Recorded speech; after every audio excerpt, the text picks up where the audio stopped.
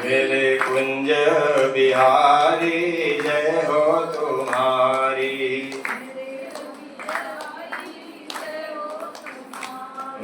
बाके बिहारी जय हो तुम्हारी।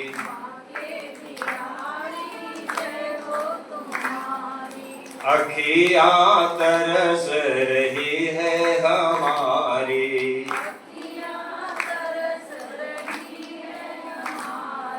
अखियाँ तरस रही है हमारी।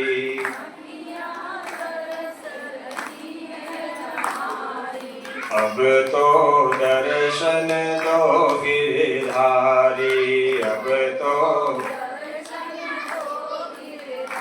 मेरे कुंज बिहारी जय हो तुम्हारी। बाके मेरे बाके बिहारी जय हो तुम्हारी। बाके श्री हलषष्ठी माता की। आइए मेरी प्यारी प्यारी माताओं बहनों की चरणारविंद में नमन वंदन प्रणाम करते हुए मैं ले चलूं आप सभी को हलषष्ठी माता की दिव्य कथा की ओर। सबसे पहले मैं निवेदन करना चाहूं, मत कथा वाचकम नित्यम मत कथा श्रवणे रतम मत कथा प्रीत मनसम नाहं त्यक्षामि तं नरम।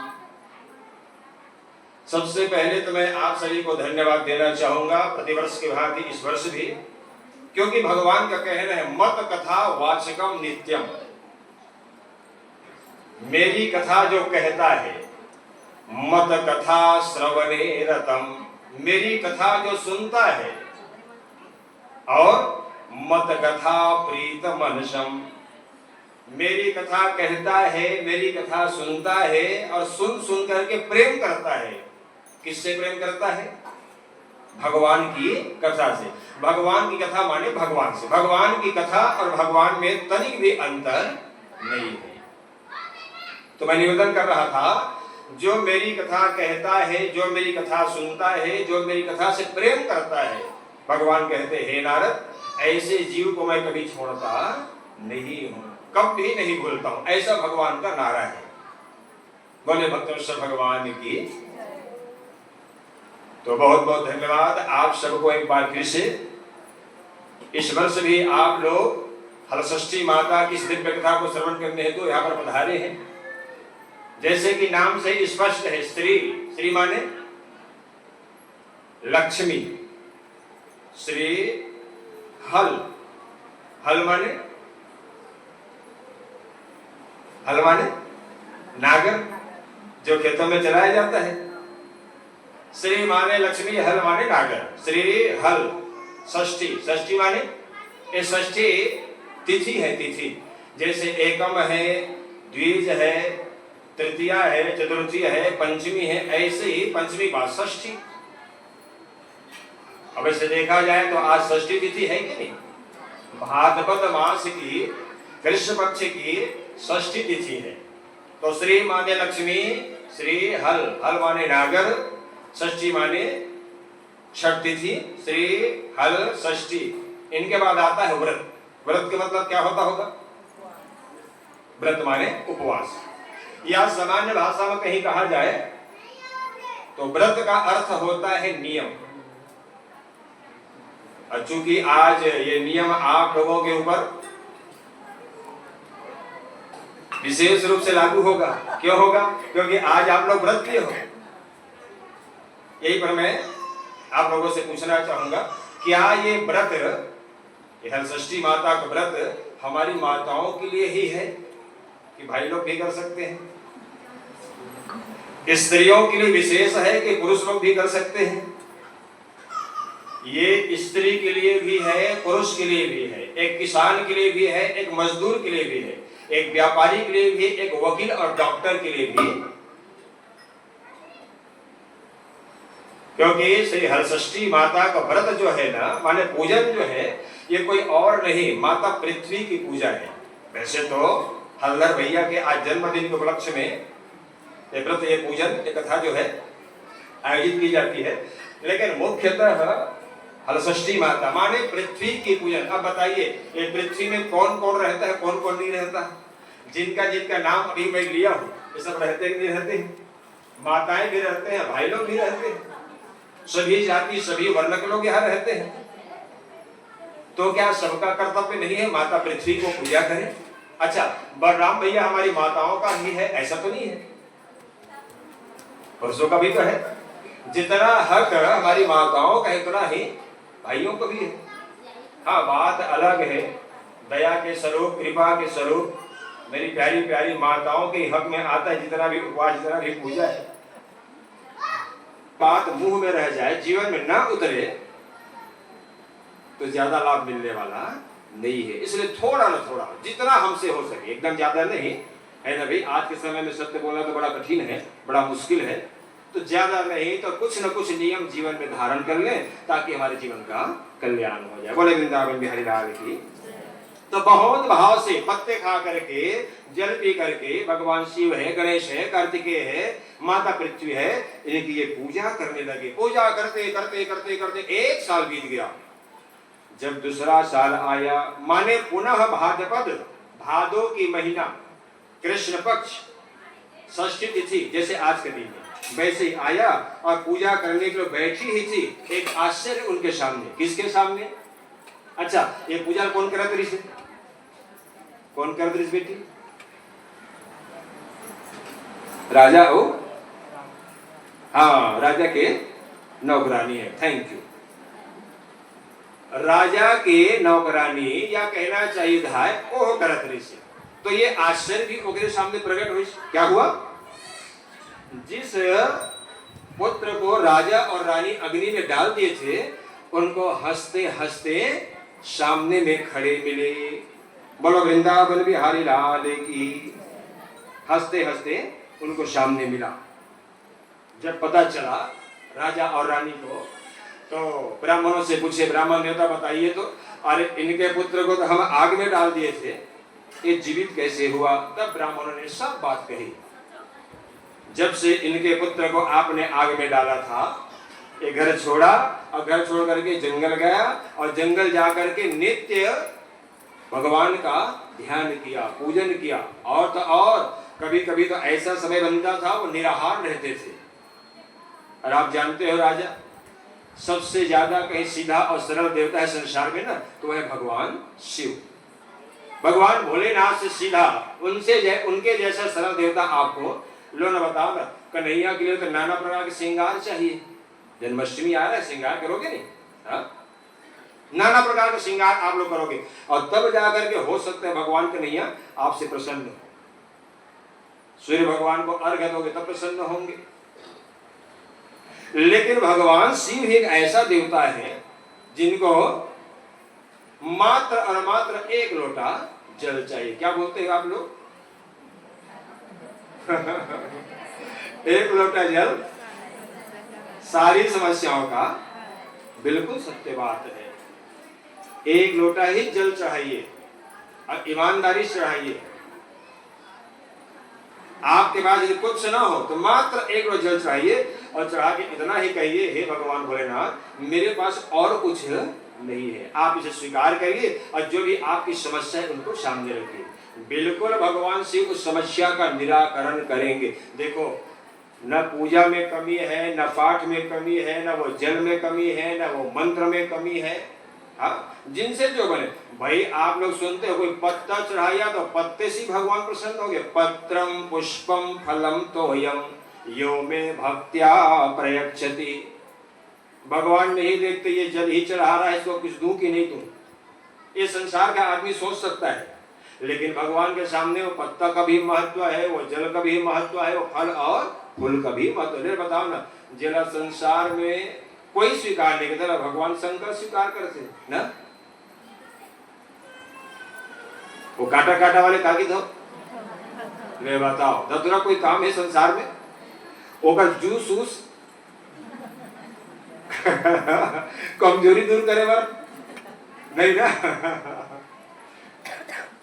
उसका कोई काम नहीं है। अब उसको हम लोग चढ़ाते भगवान शिव के ऊपर ना भाई।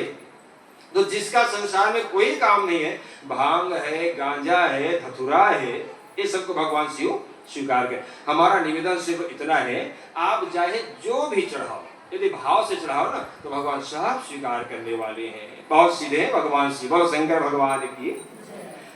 तब ब्राह्मणों ने कहा भगवान शिव की पूजा किए हैं, माता पार्वती की पूजा किए हैं, माता पृथ्वी की पूजा किए हैं, और तो और उनके पुत्र गणेश और कार्तिकेय की पूजा उधाय माने श्रद्धा पूर्वक किया है। मोला कभी कभी ऐसे लगते संसार में जितना भी देवी और देवता है ना, सब परिवार के होकर कहीं पूजा होते तो भगवान भोलेनाथ है का। मोल बताओ एक आध जन और देवता का नाम जेकर बेटा घलो पूजा होय, बहू घलो पूजा होय, नाती घलो पूजा है, नाती बहू घलो पूजा होय, नहीं है तो बताओ है? नहीं है ना। सिर्फ ऐसे भगवान शिव ही हैं जिनके पूरा परिवार का एक साथ बहुत भाव से संसार में पूजा होती है। बोलो एक बार फिर से शंकर भगवान की। जब ब्राह्मणों द्वारा पता चला तो राजा ने कहा अब हम क्या करें ब्राह्मण देवता। तो ब्राह्मणों ने कहा जैसे धाय ने किया था, यदि आप लोग अपने संतान को जीवित प्राप्त करना चाहते हैं, पुनः आपको मिल जाए ऐसा चाहते हैं, तो आप लोग भी उस धाय की भांति बहुत श्रद्धा से हलषष्ठी माता का व्रत करिए, पूजन करिए, उनका कथा श्रवण करिए। आज बहुत भाव से राजा और रानी कथा को श्रवण किए हैं।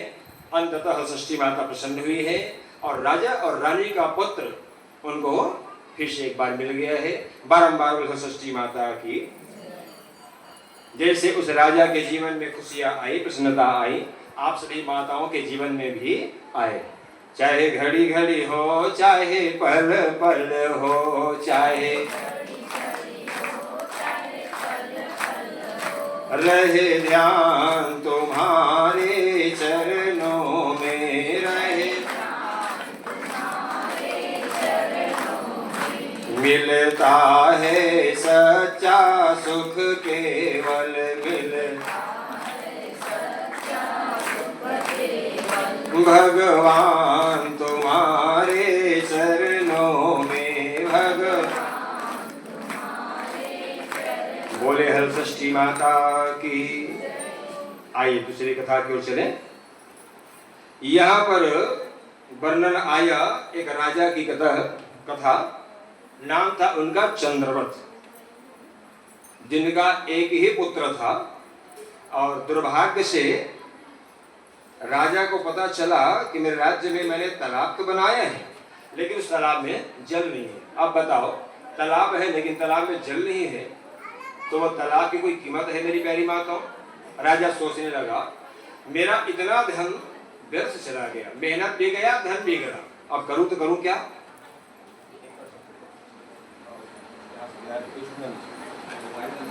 बोले हलषष्ठी माता की। तो मेरा धन और धर्म दोनों चला गया, अब मैं करूं क्या। बड़ा ही उदास हो गया राजा। लेकिन चूंकि किंतु परंतु राजा धार्मिक था और इसीलिए उसी समय आकाशवाणी हुआ। क्या आकाशवाणी हुआ? राजा यदि तालाब में पानी आए ऐसा चाहते हो तो अपने एकलौते पुत्र की बलिदान आपको देना पड़ेगा।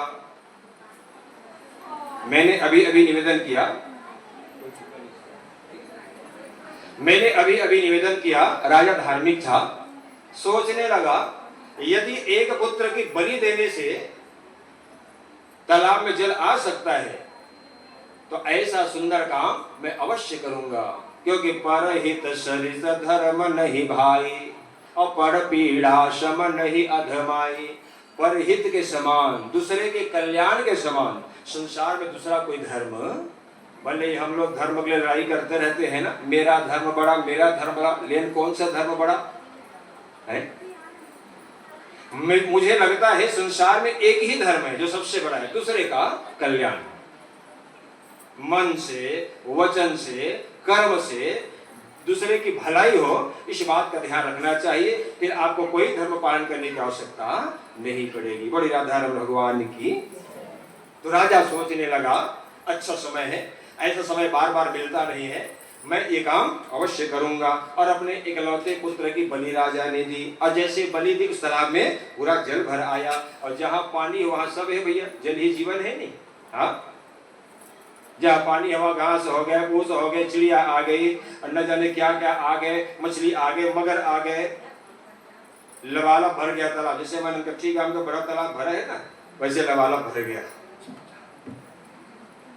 अब बलिदान तो दे दिया, लेकिन थोड़ा दुख भी हुआ। एकलौते पुत्र की बलि हमने दे दी, अब हम जिए तो जिए किसके लिए।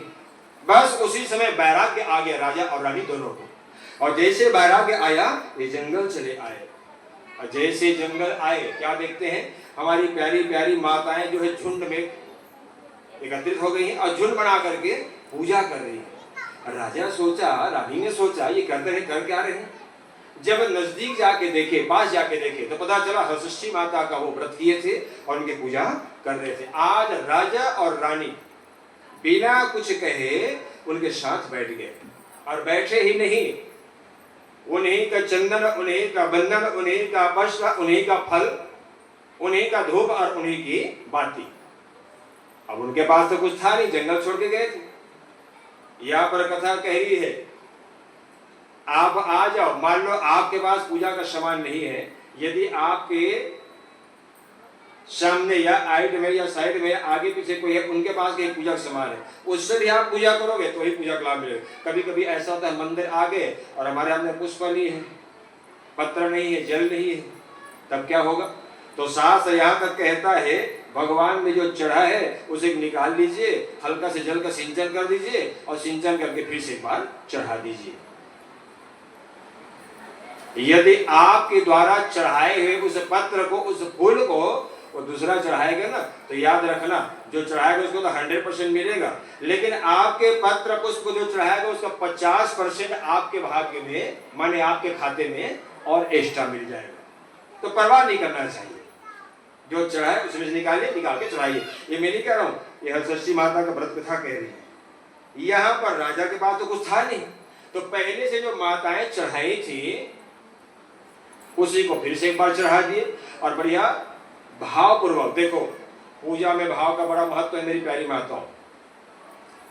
पूजा में मन का अटैचमेंट बहुत आवश्यक है भाई।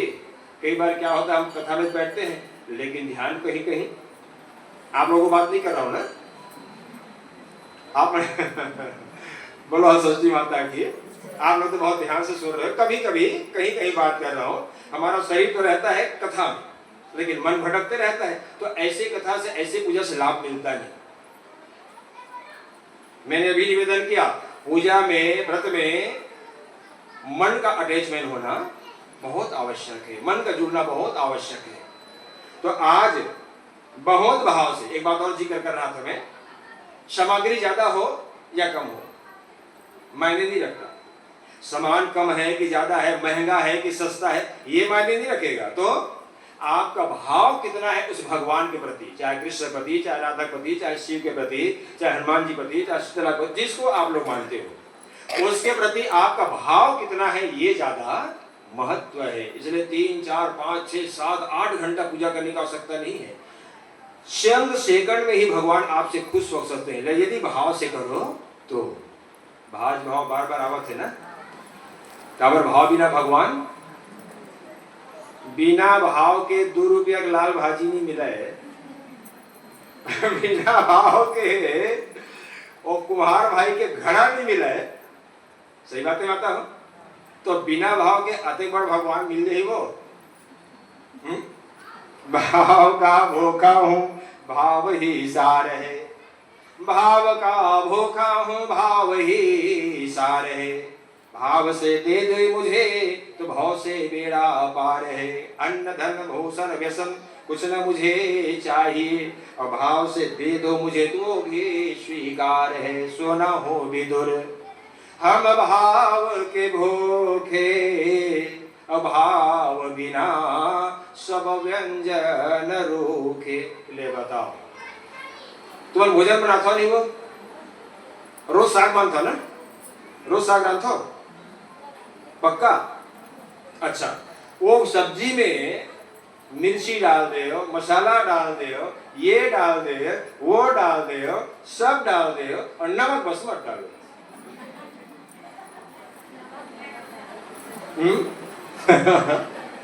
बिना नमक के सब्जी अच्छा लगेगा नहीं ना।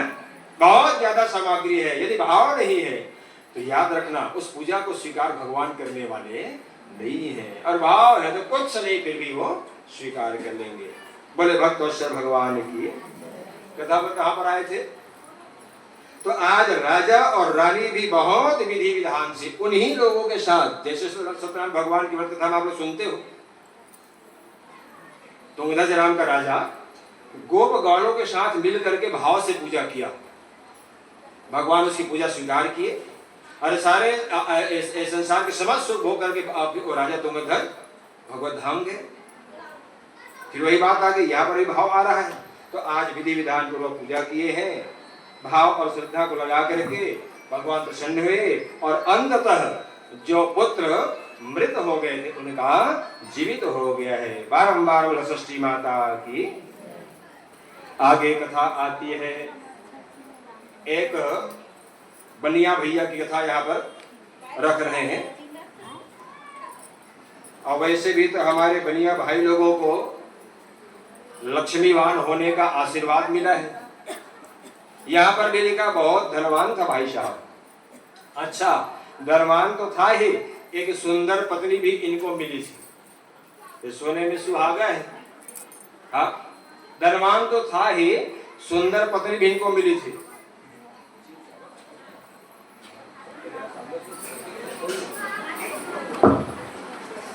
तो ये धनवान तो था ही, सुंदर पत्नी थी और सुंदर बात, दोनों पति पत्नी भगवान के बहुत बड़े भक्त थे, भगवान के बहुत बड़े भक्त। अच्छा, ये भाई साहब भी, ये माता जी भी, इन दोनों का स्वभाव भी बहुत सुंदर था ऐसा कहा, लेकिन दुर्भाग्य से पहले जन्म के पाप के कारण इनके जीवन में दुख आ गया। मैं निवेदन करना चाहूंगा, इस जन्म में हो या अगले जन्म में हो या किसी न किसी जन्म में हो, हम लोग जो किए रहते हैं ना उसी का फल सामने आता है। कई बार हम लोग दोष किसे लगाते हैं, किसे लगाते हैं? क्या करो महाराज, अधिक मेहनत करें लेकिन भगवान हाँ इधर न। और कभी कभी तो हम यहाँ तक देखें भैया, भगवान से ऐसे नाराजगी होते, भगवान ने उठा फेंक देते। यदि भगवान बात में नहीं मानी तो भगवान ने उठा के, आप मत सुने नहीं, या एक जगह देखे भी देखे हो, या यदि मन के बात पूरा को नहीं हुई तो भगवान से नाराज हो गए।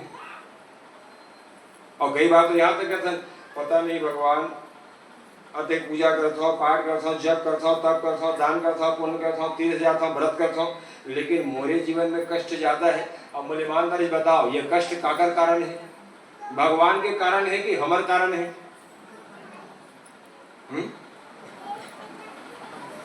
सुख और दुख के दाता कौन है? अरे को न काहो, सुख दुख कर दाता, निज कृत कर्म भोग सब भ्राता। भले हम लोग दोष लगा देते हैं, दोषारोपण भगवान के ऊपर करते हैं, लेकिन जो भी सुख या दुख मिल रहा है उनका करने वाला, धरने वाला, व्यवस्था करने वाला हम और आप ही है, दूसरा कोई नहीं है। इसका मतलब भगवत कृपा से धन दौलत रुपया पैसा पुत्र परिवार नहीं मिलता, ये मेरी कह रहा हूं ना, ये भगवत कृपा का ही प्रसाद है। और एक निवेदन और करूंगा, जितना भी संसार में हमको मिला है ना, ये भगवत प्रसाद का फल नहीं है, ये हमारे कर्मों का फल है।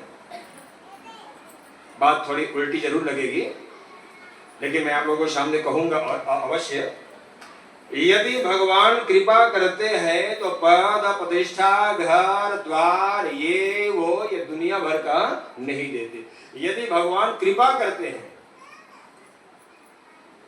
यदि भगवान कृपा करते हैं तो अपने से जोड़ देते हैं। जैसे आज मेरी प्यारी माताओं के ऊपर कृपा हुई है, भगवान कथा सुन रहे हो ना, अपने आप से जोड़ के रखे ना भगवान, जिस समय आप कथा से जुड़ो, सत्संग से जुड़ो, उसी समय सोचना कि भगवान ने आपके ऊपर कृपा की है। 2, 4, 6 रुपया के इस संसार में आ गए ना, सोचना मत कृपा हुई भगवान की। भगवान जब कृपा करते हैं तो सब कुछ छीन लेते हैं। इसका मतलब ये नहीं कह रहा हूं भाई, इसका मतलब ये नहीं कह रहा हूं कि जो एकदम ज्यादा गरीब उसी पर कृपा करते हैं भगवान। नहीं नहीं नहीं नहीं, मेरा कहने मतलब वो नहीं है। सब कुछ छीन लेते हैं माने जीवन का काम छीन लेते हैं, क्रोध छीन लेते हैं, लोभ छीन लेते हैं, छल छीन लेते हैं, ये सब बुराइयों को, ये सब गंदगी को ही छीन लेते हैं। धन आना भगवान की कृपा का फल है, याद रखना।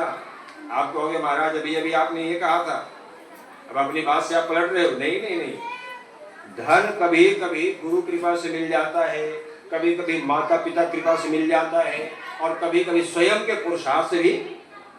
कई बार ऐसा होता है जब हम जन्म लेते हैं घर में कुछ रहता नहीं है, लेकिन ऐसा मेहनत करते हैं कृपा हो जाती है भगवान की। और कभी कभी ऐसा होता है श्रेष्ठ गुरु कहीं हो, उनकी कृपा हो जाए तो बिना कुछ किए ही धन की प्राप्ति, और कभी कभी पितरों की कृपा हो जाए तब धन की प्राप्ति हो जाती है। तो धन का मिलना भी भगवत कृपा का ही फल है, क्योंकि धन था इसलिए आप लोग धर्म किए।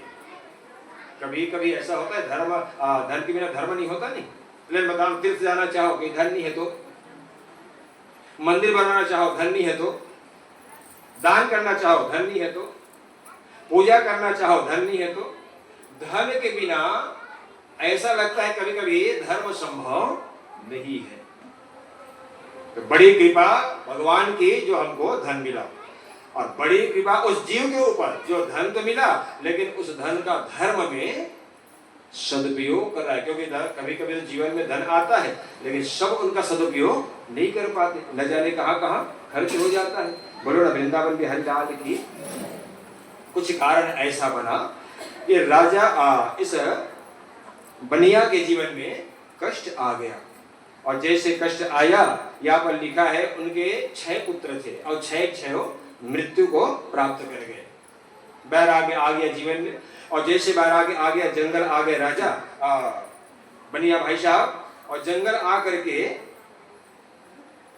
क्या करने लगे। और देखो, पूजा करने का भाव तो था नहीं, आदत में रहता है, स्वभाव में रहता है, तब लोग पूजा जुड़ते हैं, कथा जुड़ते हैं, है ना भाई। अब इनके जीवन में पूजा तो कभी था नहीं, पूजा से जुड़े नहीं, शायद कभी कुछ पुण्य किए हों, और इसलिए इनको जंगल में एक महात्मा का दर्शन हो गया। फिर वही बात आ गई, चाहे तीर्थ जाए, चाहे संत महात्मा का दर्शन हो जाए, चाहे कथा सत्संग मिल जाए, बिना भगवान की कृपा की तो होता नहीं है। कृपा भई तब जानिए जब संत पधारे आए। जीवन में संत का दर्शन हो जाए। अच्छा, ननकट्ठी दर्शन होते कि नहीं हो संत महात्मा बन के? होते ना? कहाँ है संत? मुझे मत पूछना, मुझे पूछोगे मैं गिन नहीं सकूंगा। 1 2 3 4 5 6 7 8, यहाँ से वहां जितने सब संगीत हो, परहित का भाव लेकर के, सुंदर भाव लेकर के भगवान से जुड़ने का प्रयास कर रहे हो। अरे संत से कम हो क्या? मैं अभी निवेदन किया, मैं अभी आपसे पूछा कहाँ मिलते हैं संत? प्राय तीर्थ में मिलते हैं, नहीं कहीं। या तो आपका पुण्य हो, संत आपके घर आए मिल जाएंगे, या आपका पुण्य हो, किशोरी कृपा हो गई, आप श्री राम वृंदावन चले गए, तो फिर वहां तो फिर जगह जगह संत का दर्शन होगा। वृंदावन के नाम रहते कुछ कुछ होने लगता है कि नहीं? आप में से एक आध जने यहाँ पर बैठे हो क्या जो 5 बार वृंदावन गए हो? 4 3 2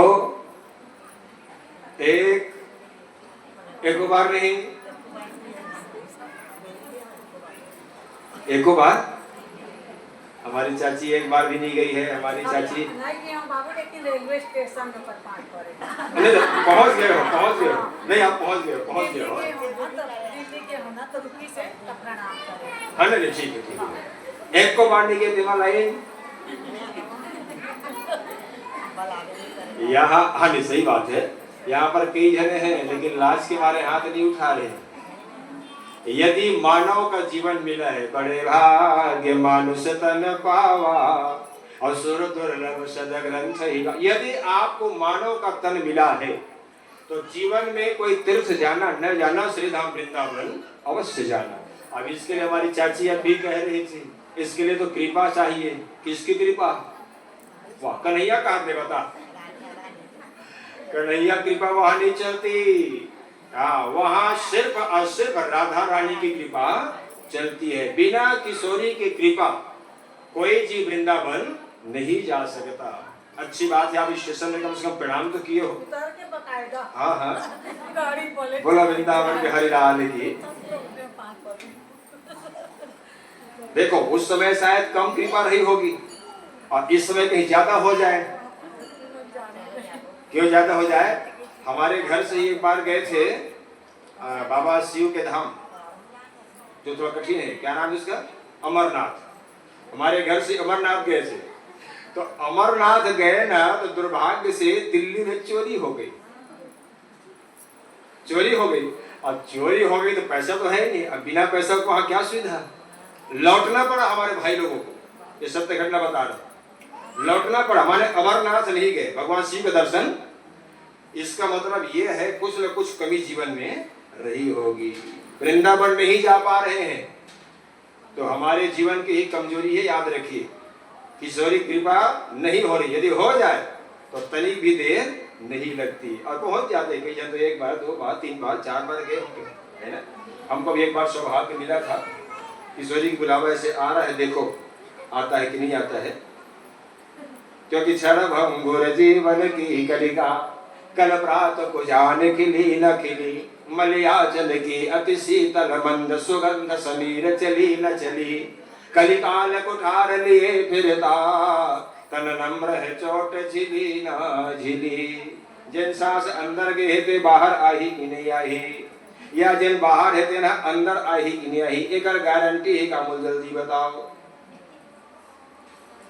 कलयुग में रेडियो टीवी घड़ी की गारंटी है, लेकिन मानव तन की गारंटी, हाँ, इसलिए मानव तन मिला है तो श्री धाम वृंदावन एक बार अवश्य जाइए, नहीं तो आपका जीवन व्यर्थ है। मैं निवेदन कर रहा हूँ, व्यर्थ मत समझिएगा।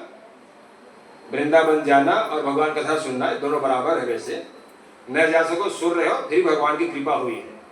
फिर अपनी बात दोहरा रहा हूँ, क्योंकि भगवान कृपा होती तभी जीव कथा सुनता है। देखो चाह के भी कई बार सब नहीं जा सकते, और नहीं जा सकते आप लोग ऐसा मत समझना कि हम पर किशोरी कृपा नहीं है।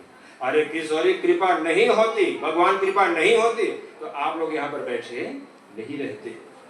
कथा कहने वाले का भी और सुनने वाले दोनों का कल्याण होता है। हम तो निवेदन कर रहे थे मात्र, और हमारे कहने से आप लोग वृंदावन पहुंच जाओ ना तो ज्यादा नहीं तो हमारी बेटी कृपा भी हमारे पास थोड़ा बन जाएगा। क्योंकि सत्कर्म में प्रेरणा देने वाले को भी पुण्य का फल मिलता है। पाप की प्रेरणा कभी मत देना, गाली देते रहे, मार दे रहे, ऐसे मत कहना। पाप की प्रेरणा देने वाले को ही पाप का फल लगता है, और पुण्य की प्रेरणा देने वाले को भी पुण्य का। हो सकता है आपके कहने से किसी को पुण्य मिल जाए तो सिर्फ वो पुण्य उसी को नहीं मिलेगा, वो कहने वाले को भी मिलेगा। इसलिए हमने निवेदन किया। बोला वृंदावन बिहारी लाल की। कदम कहां पर आए थे बेटी?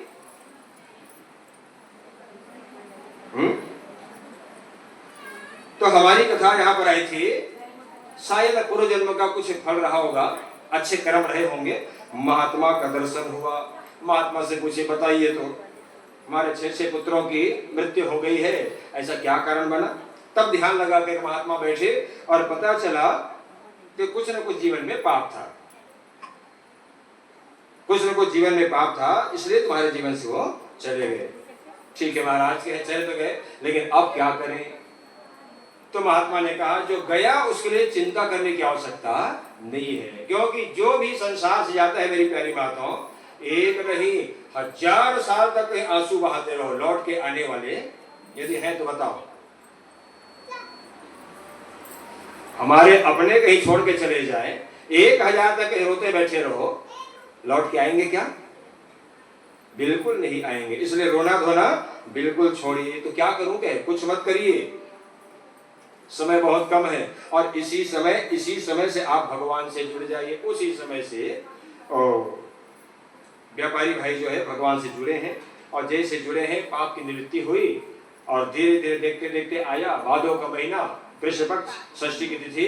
हमारी प्यारी माताएं हंसष्ठी माता का व्रत कर रही थी। आज वो बनिया और बनिया की धर्म पत्नी दोनों मिलकर के हंसष्ठी माता का व्रत करी है, पूजन करी है, कथा श्रवण करे हैं और हंसष्ठी माता कृपा से इस संसार के समस्त सुख भोगने के बाद फिर भगवत धाम को चले गए। बोले वृंदावन बिहारी लाल की।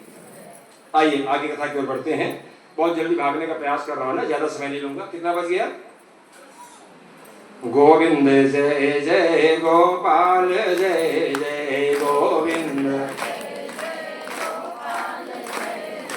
राधा रमन हरि गोविंद जय जय राधा। लक्ष्मी नारायण भगवान की। आइए कथा कहती है, जंगल के बीच में एक छोटा सा गांव था और उस गांव में एक भिल्ली निवास करके, जिनकी 5 पुत्री थी, 5 बेटी। आ हा हा हा।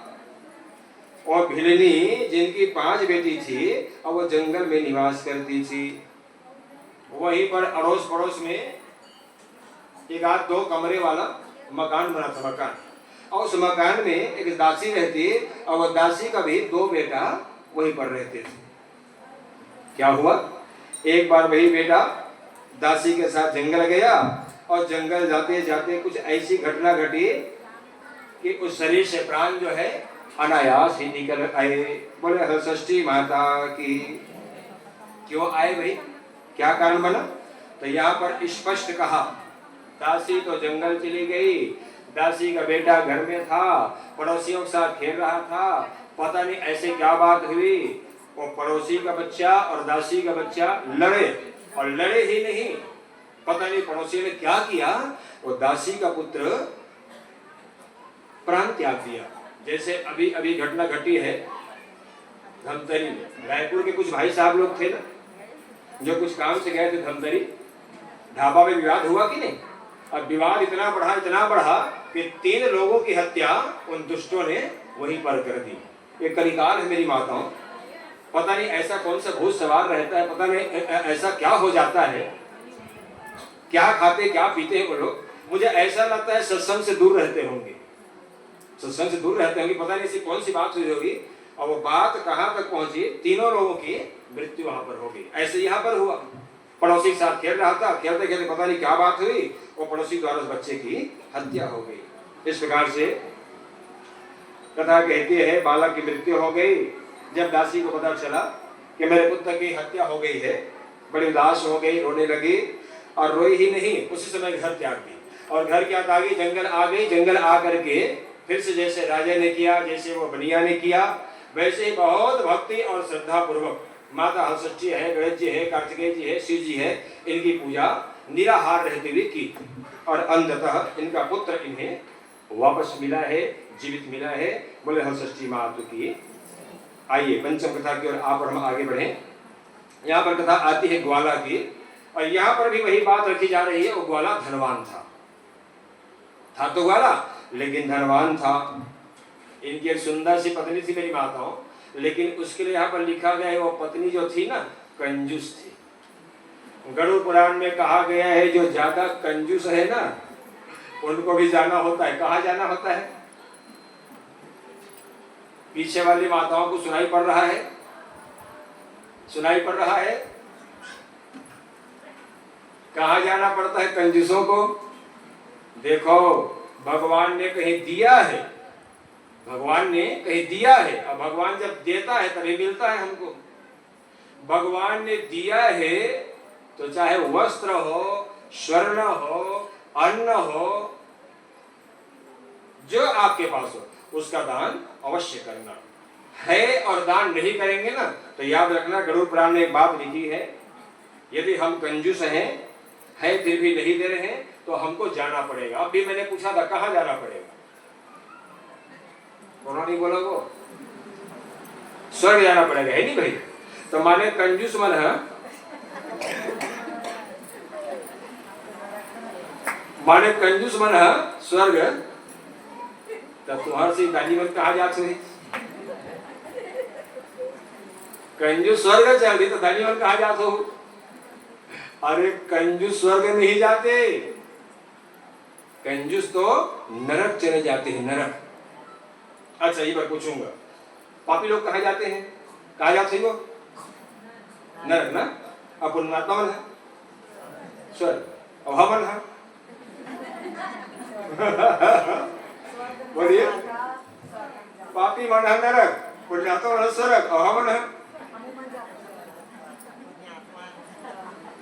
थैंक यू, अच्छी बात। मैं निवेदन करूंगा, न हम नरक जाएंगे न हम तो कहाँ जाएंगे, हम सभी जाएंगे भगवान के दरबार। फिर अपनी बात दे रहा हूं, मद कथा वाचकम नित्यम मद कथा श्रवणे रतम मद कथा प्रीतमंसम ना हम त्यक्षामि तम नरम। जो भगवान कथा सुनता है, दूसरे को सुनाता है, न नरक जाता है न स्वर्ग जाता है, सीधे हरि के धाम में जाकर वो बैठ जाता है। भगवान के दरबार जाने का अधिकार उनको मिल जाता है। इसलिए आप और हमारी दोनों की गारंटी है, हम लोग नरक जाने वाले। तो हमारी कथा कहां पर आई थी? कहां पर आई थी? एक ग्वालन जो थी, माने ग्वाला की धर्म पत्नी कंजूस थी, और कंजूस के साथ साथ चालाक भी थी, बहुत चालाक थे। यहाँ पर लिखा है इनके 5 पुत्र थे। एक समय ऐसा आया जैसे आज के दिन आया है। अब इसके यहाँ गैया भी थी, इनके यहाँ भैंस भी थी। और चूंकि मैंने अभी निवेदन किया है, एक कंजूस तो थी ही, चालाक भी थी, और चालाकी के कारण ज्यादा मिल जाए ऐसा सोच करके बेचना चाहिए था भैंस का दही, घी, जो आज के दिन विशेष रूप से लगता है, लेकिन लालचवश, क्योंकि बताइए मैंने नवभारत में पढ़ा, आप लोग अन्यथा मत लेना, नवभारत में पढ़ा, पसहर का कीमत सामान्य चावल के कब का किलो है? 50 रुपया, 100 रुपया ना, और पसहर के तो हम दही कब रुपये किलो मिले हो? नहीं, भैंसी कहा था भाई 100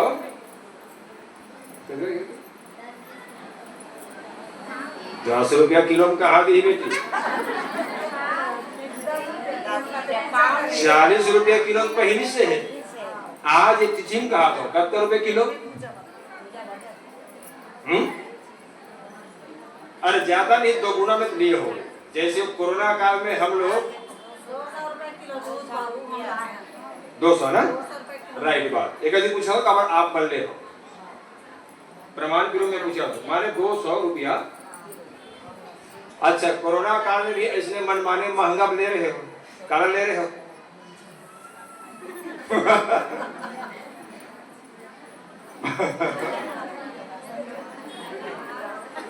बहुत समझदार है मेरे श्रोता लोग भाई, ऐसे किया बताया नहीं हूँ, समझ गए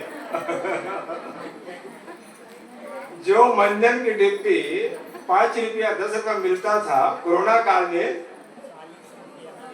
40 रुपया 200 रुपया में मिला, 200 रुपया। इतना चालाकी चीज है। चले, जिस यूरिया का कीमत 300 रुपया है, जानते हैं आज किसान कितने रुपए लिए हैं? जिस डीएपी का कीमत कॉपरेटिव में आप लोग 1350, हम ही लोग इस साल लिए हैं बोरी से, कितना में 2250 में। ले बता, बोलो वृंदावन बिहारी लाल की। मैं इतना निवेदन कर रहा था, एक कंजूस तो थी ही, थोड़ा चालाक भी थी, और इसी चालाकी के कारण ज्यादा लाभ के चक्कर में गैया के दूध दही को भैंस का दूध दही बता करके बेच डाली। अब पाप तो पाप है मेरी प्यारी माताओं, और इसी पाप के कारण इनके पांचों के पांचों पुत्र मृत्यु को प्राप्त हो गए। बोलो षष्ठी मातु की। रोने लगी, लेकिन अब रोने से क्या होता? अब पछताए क्या होता? जब चिड़िया चुग गई थी, अब पाप तो हो ही गया था। रोते रोते पता चला पड़ोसी को कि मेरी पड़ोसा रो रही है। पूछी बात क्या है, रो क्यों रही हो? तो सब बात बता दी, छुपाई नहीं। ये बात अच्छा कही, पाप तो हुआ लेकिन छुपाई नहीं। देखो हमसे भी पाप कभी कभी हो जाता है, मुझे लगता है निरंतर हो जाता है। मैं तो कहता हूँ पाप होना चाहिए, करना चाहिए, अवश्य करना चाहिए, लेकिन पाप जब आप करो ना तो किसी बड़े बुजुर्ग को बता के करो। जैसे भागवत जी कथा में भगवान कन्हैया को बता करके ग्वाले लोग पाप किए ना, अघासुर अजगर के मुंह में कौन गया? बालक लोग गए कि नहीं? और स्वयं नहीं गए, भगवान कन्हैया को भी ले गए। क्यों ले गए भाई? माने बालक जानते थे ये अघासुर पाप का ही प्रतीक है, पाप तो हम कर रहे हैं, पाप में हम प्रवृत्त हो रहे हैं, पाप को जीवन में धारण कर रहे हैं, लेकिन पाप से निवृत्त कौन करेंगे? भगवान ही कर सकते हैं, कोई बड़े ही कर सकते हैं, कोई बुजुर्ग ही कर सकते हैं। इसका तात्पर्य है पाप कभी जीवन में वसत करना नहीं चाहिए। मान लो करने का समय आ जाए तो बड़े बुजुर्गों को बता दो। क्यों बता दो? क्योंकि वो बड़े हमको पाप से निकाले, बाहर कर दे। तो यहाँ पर पड़ोसन आई, पड़ोसन के पास सब बता दी। जैसे बताई, पड़ोसन ने कहा एक काम कर, जहां जहां तुमने दूध दही को बेचा है, गैया का भैंस का बता करके वहां वहां तुम लौटा दो और क्षमा मांगो। क्षमा से बड़ी कोई संसार में पूजा है नहीं। और तभी तो आप और हम भगवान के पूजा के अंत में क्या कहते हैं? क्षमा मांगते हैं कि नहीं? पापो हम पाप कर्मा हम पापात्मा पाप संभव त्राहि माम पार्वतीनाथ सर्व पाप हरो भव, बोलते हैं ना। पूजा के अंत में क्षमा प्रार्थना अवश्य होना चाहिए। उसके बाद पूजा का बहुत ज्यादा फल मिलता है, बहुत ज्यादा। पूजा चाहे छोटी हो, पूजा चाहे बड़ी हो, उल्टा हो, जैसा भी हो, इसलिए पूजा के अंत में क्षमा प्रार्थना अवश्य होना चाहिए। आज पड़ोसन ने कहा कोई बात नहीं, भूल हो गई, भूल करना इंसान की फितरत है, हो जाती है कभी थोड़ा कभी ज्यादा, लेकिन क्षमा मांग लो। जहां जहां दूध दही को तुम बेची हो ना, वहां जगह लौटा दो, भगवान अवश्य कृपा करेंगे। आज वो ग्वालन जो है जा करके दूध दही को लौटाई है, और लौटाई ही नहीं है, प्रार्थना करती गई है, क्षमा मांगती गई है। मैंने अभी भी निवेदन किया था, क्षमा से बड़ा दूसरी पूजा हो नहीं सकती। भगवान प्रसन्न हो गए और प्रसन्न होकर के उस ग्वालन के ऊपर फिर से एक बार कृपा की है। उनके 6 पुत्र उनको फिर से जीवित मिले। बोले वृंदावन बिहारी लाल की और सृष्टि माता की। 6वें अध्याय में इसी कथा को माता देवकी ने भी किया। कथा से आप लोग परिचित हो। माता देवकी का 6 पुत्र जो कंस पटक पटक के मार डाला था, जिस दिन से देवकी के 6 पुत्र मृत हुए थे, मृत्यु को प्राप्त हुए थे, नित निरंतर आंसू बहाते माता देवकी बैठे रहती थी। और एक दिन अचानक नारद जी का आगमन हुआ। नारद जी ने पूछा बात क्या है, रो क्यों रही हो? तो माता देवकी ने सब बात बता दी। भगवान नारद जी ने कहा देवकी एक काम करो, तुम हरषष्ठी माता का व्रत करो, इससे क्या होगा नारद जी? तब नारद जी ने कहा यदि हरषष्ठी माता का व्रत आप बड़े ही भाव से करो ना, तो हो सकता है हरषष्ठी माता कृपा हो और आपके और जो मृत पुत्र हैं आपको वापस मिल सके। और चूंकि नारद तो नारद है, नारद की बातों का जीवन में पालन किया है माता देवकी ने, और उनके 6 के 6 पुत्र उनको वापस मिले हैं, जीवित मिले हैं। बड़े वृंदावन बिहारी लाल की हरषष्ठी माता की वाणी को विराम दूंगा। वाणी विराम जैसे को भगवान नाम का संकीर्तन, प्रसाद आरती होगी, आरती बाद से प्रसादी लेंगे और प्रसादी लेकर फिर गागर भरेंगे, सगरी भरेंगे। पानी व्यवस्था आया है, जैसे ना हो तो फिर गगरी सागर भरेंगे। सागर भरने के बाद प्रणाम करके फिर अन्य देवालय में जाएंगे और सूर्यास्त से पहले जितना जल्दी हो सके आप लोग पारण कर लेंगे, सूर्यास्त के पहले। तो आइए चलते हैं भगवान की आरती की ओर, लेकिन उससे पूर्व भगवान नाम का संकीर्तन। बोले हरषष्ठी मातु की, भाग्य बिहारी लाल की, उमापति महादेव की। गोविंद जय जय गोपाल जय जय गोविंद, गोविंद जय जय गोपाल जय जय गोविंद। राधा रमन हरि गोविंद जय जय राधा, गोविंद जय जय गोपाल जय जय गोविंद। राधा रमन हरि गोविंद जय जय। उमापति महादेव की, हरषष्ठी मातु की। आप सभी के पास होगा दीपक, तो दीपक जला लीजिए। न हो तो अड़ोसी पड़ोसी से हाथ लगा लीजिए। न होगा तो हाथ जोड़ के जहाँ पर आप लोग बैठे वहीं पर खड़े हो जाइए। आरती करेंगे, उनके बाद फिर आगे कार्यक्रम। उदारी प्रसाद को मेरे पास मोड़ा दे रहे हैं।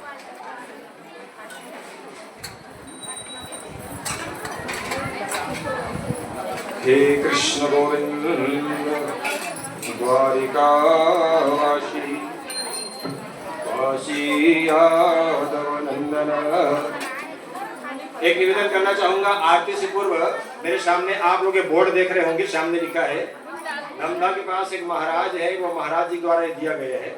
वो गए थे सीहोर, और सीहोर में पंडित प्रदीप मिश्रा से तो नहीं, उनके छोटे भाई